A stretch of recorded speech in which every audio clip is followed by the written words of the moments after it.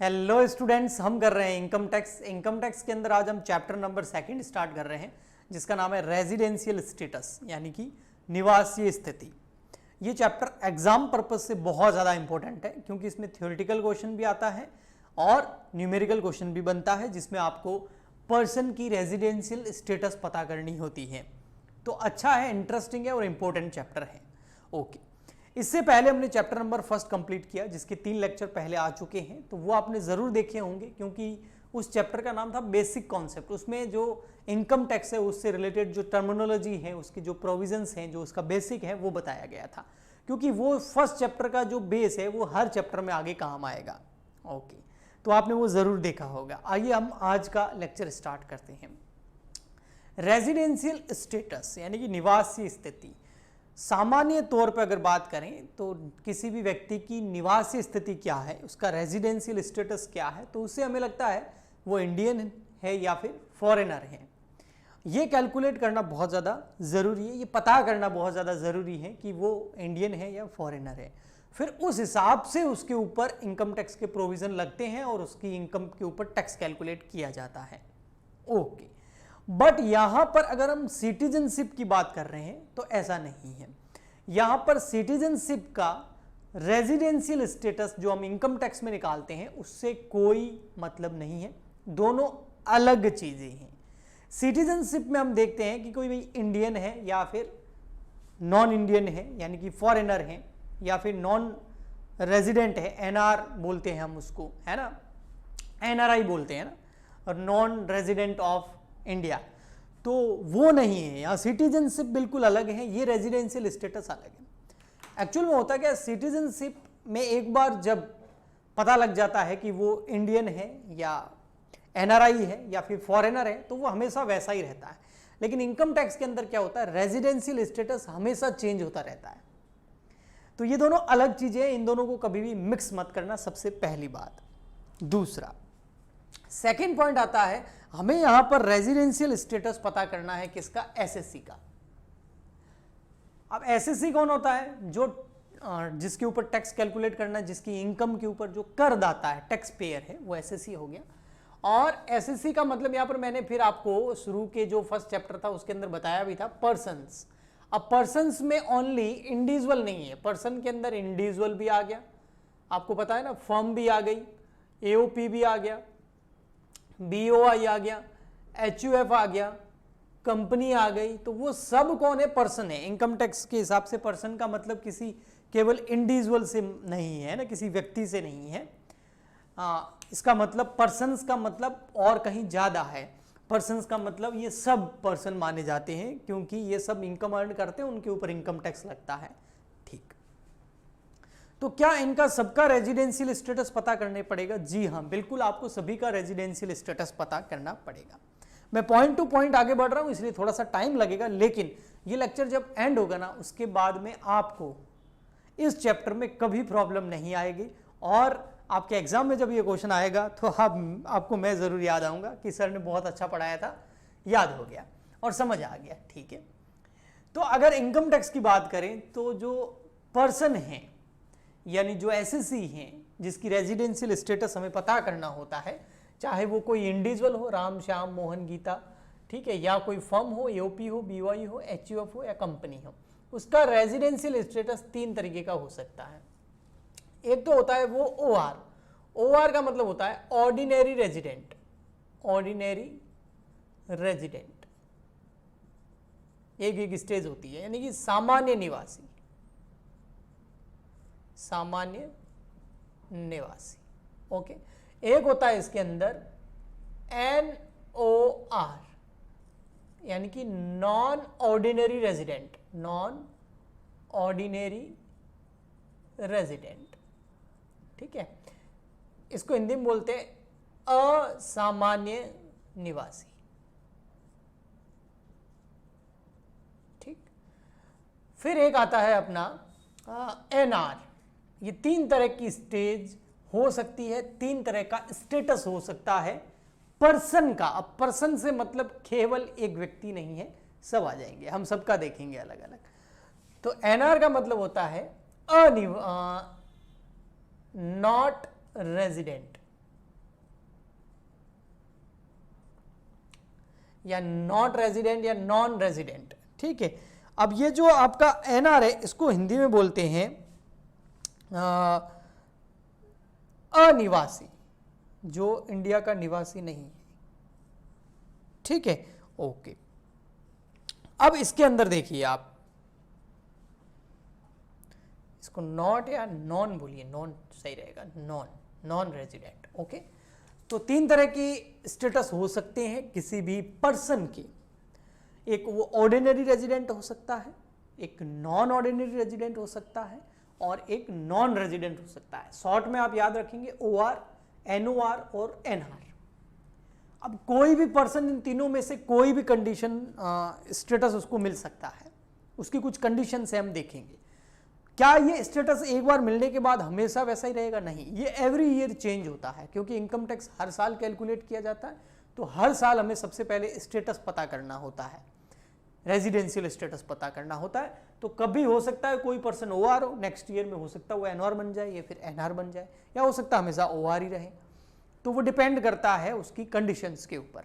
अब वो क्या शर्तें हैं जो वो किसी पर्सन को OR बनाती है या फिर NOR बनाती है या NR बनाती है, उसको हम डिटेल के अंदर पढ़ते हैं।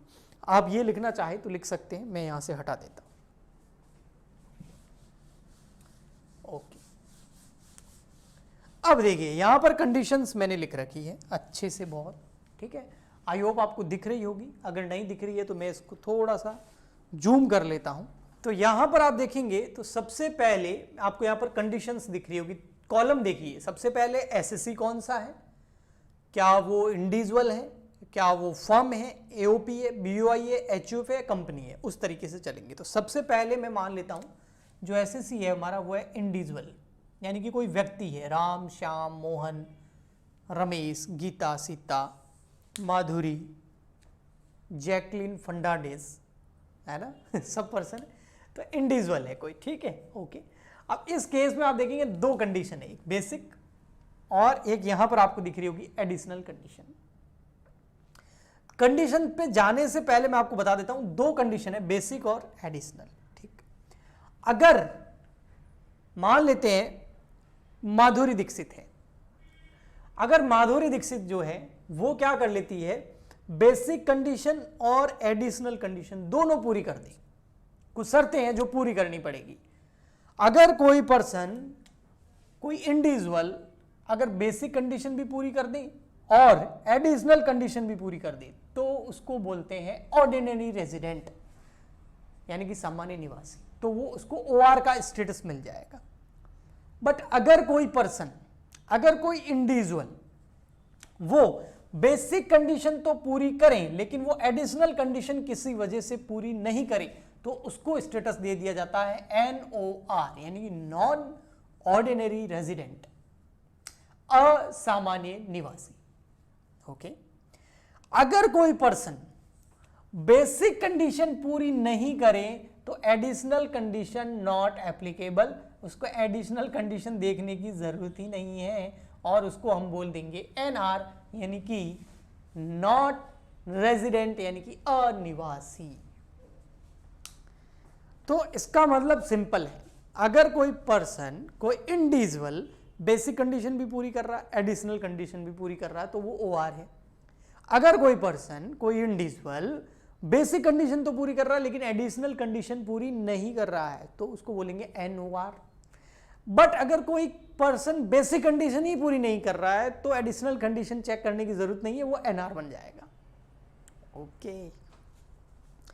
अब आप आते हैं सर, आप ये तो बताइए कि बेसिक कंडीशन है क्या। तो देखिए बेसिक कंडीशन दो है, दोनों में से कोई एक आप पूरी करनी होगी।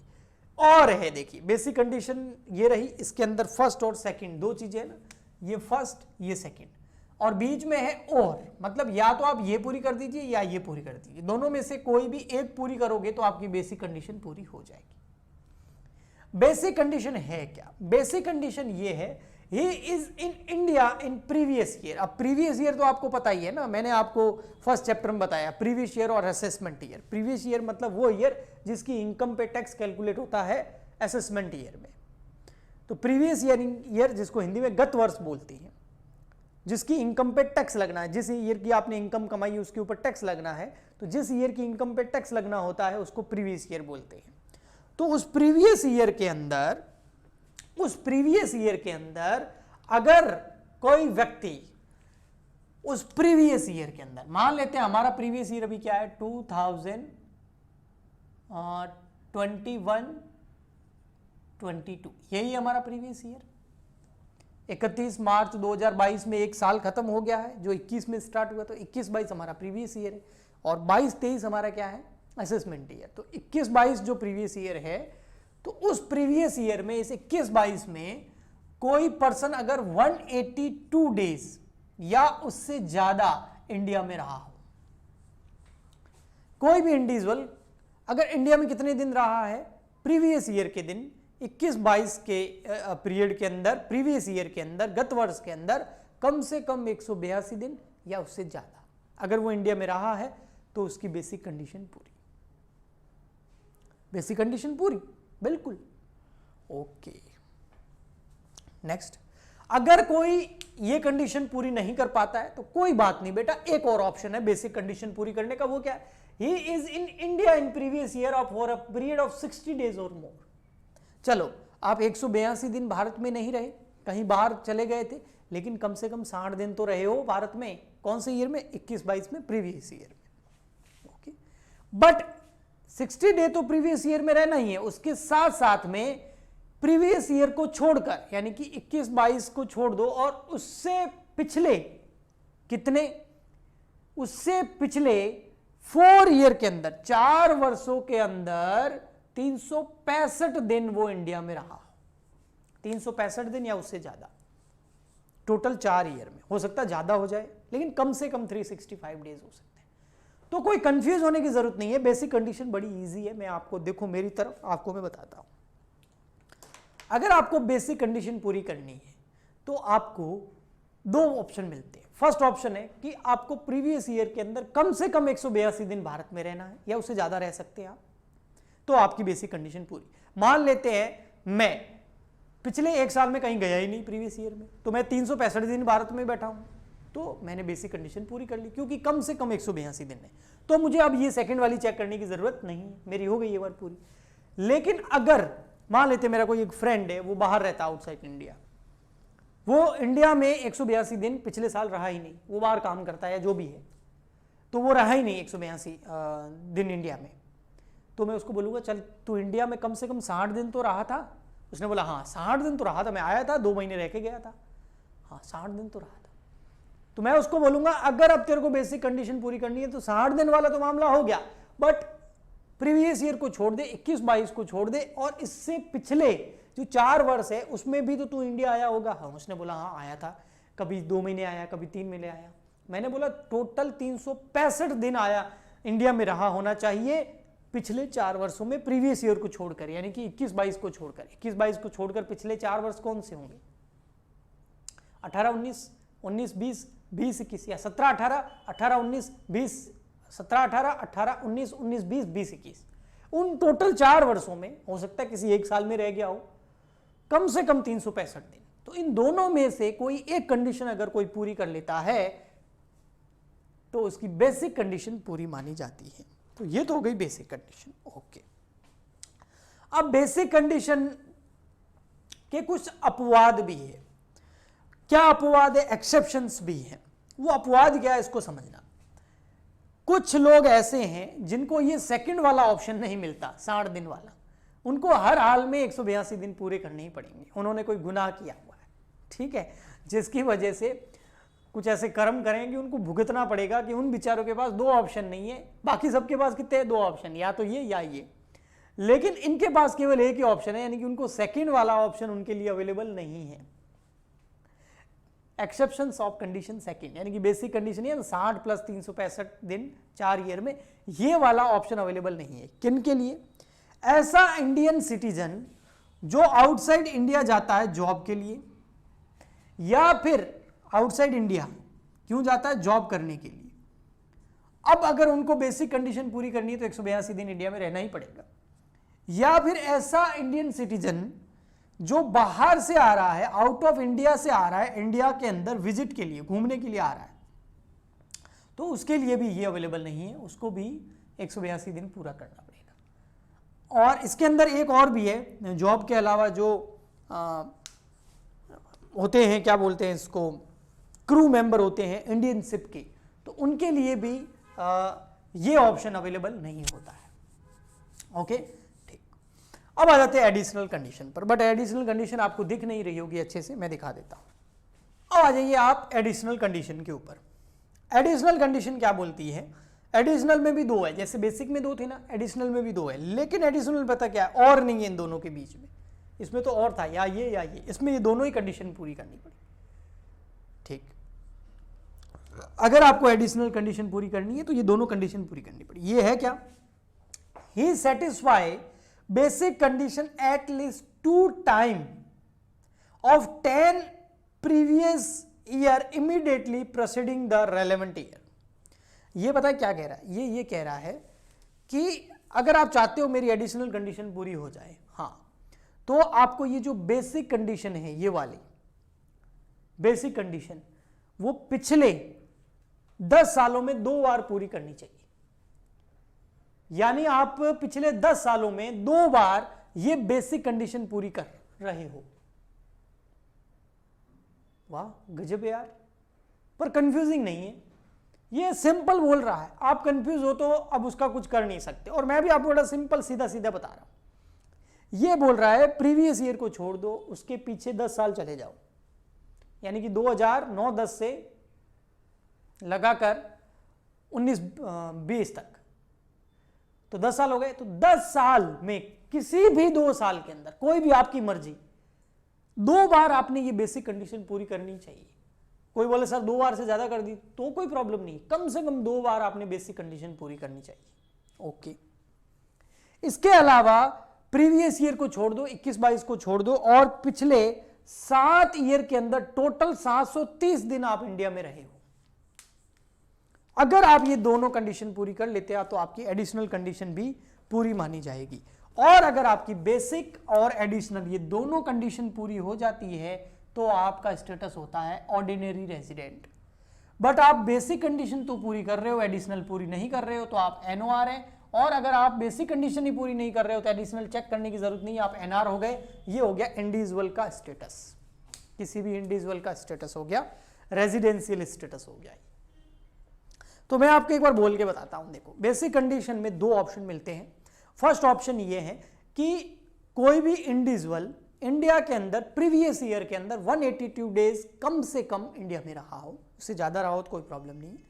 अगर किसी ने 182 डे नहीं रहा तो उसके पास एक और ऑप्शन है, वो क्या है कि वो 60 दिन प्रीवियस ईयर में इंडिया में रहा हो, और प्रीवियस ईयर को छोड़कर पिछले 4 वर्षों में 365 दिन इंडिया में रहा हो। दोनों में से कोई भी एक कंडीशन पूरी हो गई तो बेसिक कंडीशन पूरी मानी जाएगी। लेकिन बेसिक में जो सेकंड वाली 60 दिन वाली है प्लस 365 दिन इन 4 साल के अंदर, वो कुछ लोगों के लिए अवेलेबल नहीं है। किन लोगों के लिए?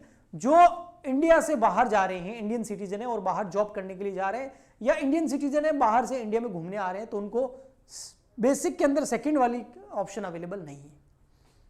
अब आते हैं एडिशनल कंडीशन। एडिशनल बड़ी इजी है, वो बोलता है प्रीवियस ईयर को छोड़ दो, उसके पिछले 10 सालों में 2 बार बेसिक कंडीशन आपने कम से कम पूरी करी हो, और प्रीवियस ईयर को छोड़ दो, सेकंड उसकी, दोनों साथ में, प्रीवियस ईयर को छोड़ दो, और उसके पिछले 7 सालों के अंदर कम से कम 730 दिन वो इंडिया में रहा।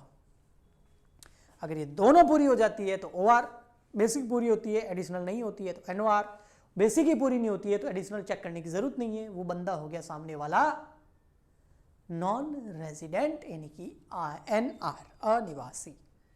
तो ये हमने एडिशनल जो ये स्टेटस देखा, ये किसका देखा हमने? इंडिविजुअल का।